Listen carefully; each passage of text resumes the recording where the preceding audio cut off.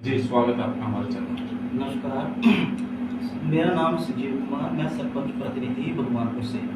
देखो, जैसा कि हमने विकास के बारे में सुना है तो मोदी से ऊपर कोई विकास नहीं करा सकता। और उससे पहले जैसे कांग्रेस का राज रहा तो उसमें तो पर्ची से मतलब कि पैसा, जिसका पैसा उसकी नौकरी थी। और आज का जो टाइम है जो बीजेपी सरकार है, बिना पर्ची बिना खर्ची के नौकरी मिल रही है। मेरे गांव में 10 लड़कियां ऐसी हैं जो अपनी मेहनत के बल पे बिना कोई पर्ची बिना कोई खर्ची से लगे हैं। और विकास की बात तो देखो, मोदी जी ने, बीजेपी ने इतना विकास कराया कि जिसकी कोई कल्पना नहीं कर सकते। जैसा धारा 370 थी, वो सबसे बड़ा मुद्दा था, वो खत्म कर दिया। और जैसे सड़कों का जाल है, हाईवे, और इतना वंदे भारत ट्रेनें तो इतना विकास मैंने कभी नहीं देखा अपनी जिंदगी में जितना बीजेपी सरकार। जैसे अभी हम सरपंच बने हैं, उससे पहले जो हमारे सरपंच थे उस टाइम भी बीजेपी की सरकार थी। तो बीजेपी ने हमारे गांव के लिए इतना पैसा दिया, इतनी ग्रांट आई कि गांव में स्ट्रीट लाइटें इतनी लगी कि हर बंदा बहुत खुश है। तो अब की बार मैं तो यही अपील करता हूँ कि 400 पार तो जो नारा चल रहा है वो 110% कामयाब है, और 400 पार तो आएगी ही बीजेपी। बाकी कांग्रेस का ऐसा है कि उनको तो अपना वजूद बचाना ही बहुत मुश्किल हो रहा है। कांग्रेस में कहीं ना कहीं गुटबाजी देखने को मिलती है। बिल्कुल, इसमें कोई दो राय नहीं। जैसे अपना हरियाणा सरकार में देख लो, हुड्डा जी की और दूसरी पार्टी है जो शैलजा जी की, उनकी आपस की गुटबाजी है।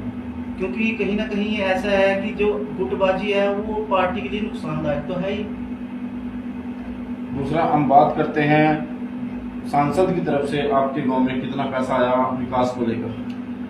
ये है जी, ये जो हमारे सांसद पहले थे स्वर्गीय रतनलाल कटारिया जी, उन्होंने भी हमारे गांव के विकास के लिए कहीं ना कहीं फंड उपलब्ध कराया है। कुछ सड़क थी हमारी, वो बनवाई है उन्होंने।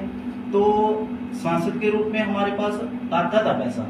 जैसे हमने पहले विधायक की तरफ से कितना पैसा आया। विधायक की तरफ से पिछला जो 5 साल थे उसमें 1 करोड़ से ऊपर की ग्रांट हमारे 5 साल में आई है। और अभी भी 40-50 लाख रुपए का हमारा काम हो चुका है। और अभी भी आश्वासन है हमारे विधायक ज्ञानचंद माननीय अध्यक्ष जी हैं, हमारे विधानसभा अध्यक्ष स्पीकर साहब, तो उन्होंने भी ये बोला है कि 40-50 लाख रुपए की ग्रांट मैं और दे दूंगा अगले मंथ में, और वो भी आ जाएगी। बात करते हैं प्रधानमंत्री आवास योजना की। आपके गांव में कितने घर ऐसे हैं जो आज भी कच्ची छत में रहने को मजबूर हैं, और देश के प्रधानमंत्री का सपना था कि 2022 में सभी की छत पक्की हो जाएगी। इस पर आप क्या कहना चाहते हैं। देखो, मैं तो यही कहना चाहता हूँ कि जो पिछली टर्म थी बीजेपी की, तो आज की डेट में तो हमारे गांव में कोई ऐसा नहीं है। 5 साल में 10 साल में जो बीजेपी की सरकार थी, हर घर पक्का, हर घर में नल और गैस की सारी सुविधा है। आज के टाइम में हमारे गांव में बहुत विकास है। कोई मतलब ऐसा नहीं है कि जो कोई गरीबी रेखा से नीचे है। कहने का मतलब ये है कि 10 सालों में भाजपा ने बहुत अच्छा विकास किया है। जी, बहुत ज्यादा। उस विकास को देखकर जनता वोट दे। बिल्कुल, हमारा गांव है जो 70-80% बीजेपी की फेवर में है, और सब हमारे जितने भी गांव वासी हैं सब खुश हैं।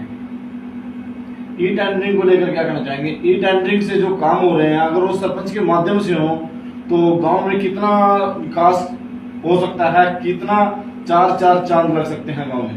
देखो, अब से पहले हमने 2 टेंडर लगवाए हैं अपने गांव में। तो टेंडर के माध्यम से ये है कि इसमें जिम्मेदारी सरपंच की कम हो जाती है। बाकी सरपंच के 5 लाख तक के हम काम करा सकते हैं, इसमें कोई दो राय नहीं है। वो हम करा चुके हैं, कुछ हमने अभी चल रहा है हमारा काम इस पे। आम जनता कहती है कि जो ठेकेदार काम करता है वो बीच में अधूरा छोड़ के चल जाता है, सरपंच भी परेशान है। हाँ, मैंने तो मेरे गांव आती है।